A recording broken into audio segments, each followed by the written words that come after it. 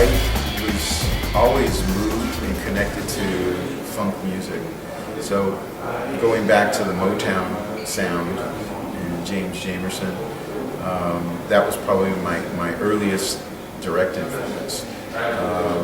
Marvin Gaye's What's Going On album was a huge influence of mine when I was a child. And also Sly and the Family Stone. Anything by Sly was heavy with me.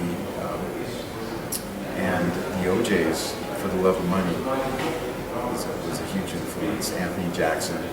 So I at some point I started realizing that it was the bass that I was attracted to.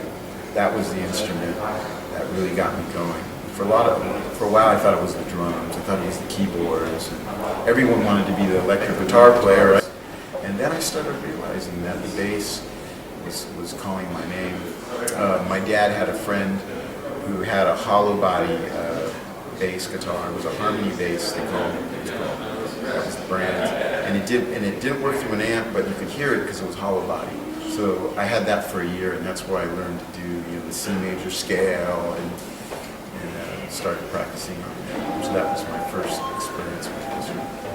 And I read that your father was a flamenco guitar. My father played flamenco guitar as a hobby, and I remember as a baby, pretty much, really young, that I think the first music I heard was him playing the flamenco, and also the Beatles, of course. So when I started playing the guitar, I didn't play with a pick. I was playing with my fingers already, because that's what I was used to seeing, was his technique with his fingers. And not even knowing what a bass was, I was just playing it like this.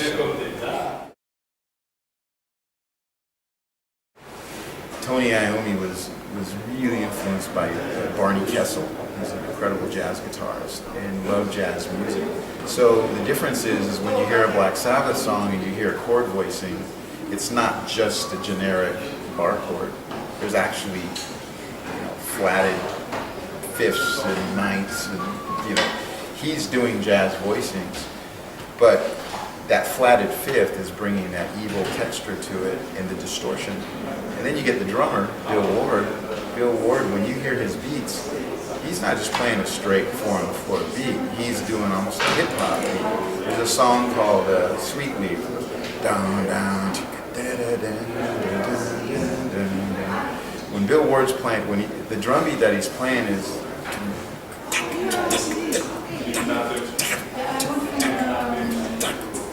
he's trying to kind of swing and funkify it.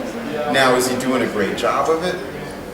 Maybe not, maybe, yeah. I mean, I think what's brilliant about it is the fact that these guys are trying to do something that they think they're being jazzy or bluesy or whatever that is. Ozzy is trying to sing with a blues influence, but what comes of it is magic. It's different, it's unique, it's heavy. That's the ingredient. That's what makes it special. Now, if you want to apply that to Metallica, you can actually. Lars Ulrich is not a jazz drummer, but he grew up listening to jazz. Why? Because his father, Torben, incredible tennis player, loved jazz. Jazz musicians used to stay at their house. In Copenhagen, the jazz community was strong, and he was a prominent, iconic sort of figurehead in the world of art and music in Copenhagen, Denmark at that time. So Wayne Shorter was hang out with Torben. Lars's godfather is actually Dexter Gordon. You know what I mean? People don't know that.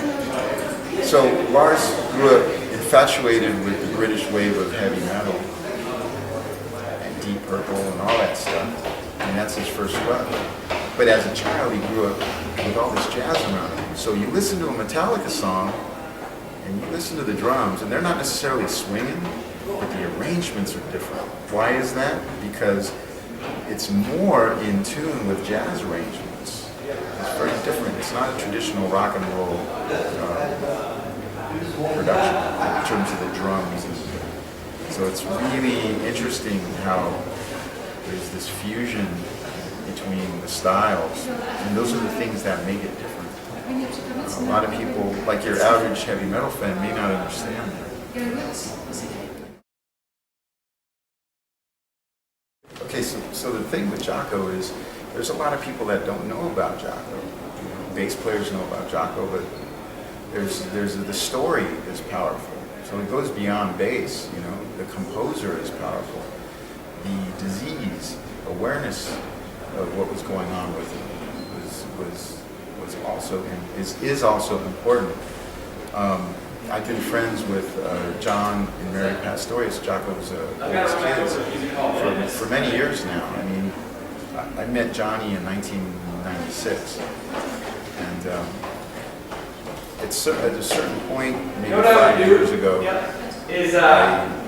I could hop on that tour. The guy that takes tours. And in a lot of ways, I guess when I moved back to Los Angeles, I adopted it. Wait, yes. I don't know why or how or what. It just happened, and here I am to talk about it. And we got a movie coming out in the next few months, and it's very exciting. It's a lot of hard work. And this is not a movie that's centered around, you know, it's not Robert Trujillo, the bass player of Metallica or anything. It's not got nothing to do with that. It's a movie. It's not about me. It's about Jaco. And we do the best job we can. Jaco had an extreme life. There's a lot of stories in his life. Everybody has a story about Jaco, you know, at a certain point. I have a story about Jaco. Is my story in the movie? No, it's not in the movie. It's not in the film because there's not enough time. But it's still powerful. You know, Joni Mitchell is incredible in the film. She's probably, her and Wayne Shorter are just amazing. Flea is great. I mean, everyone that contributed did a tremendous job.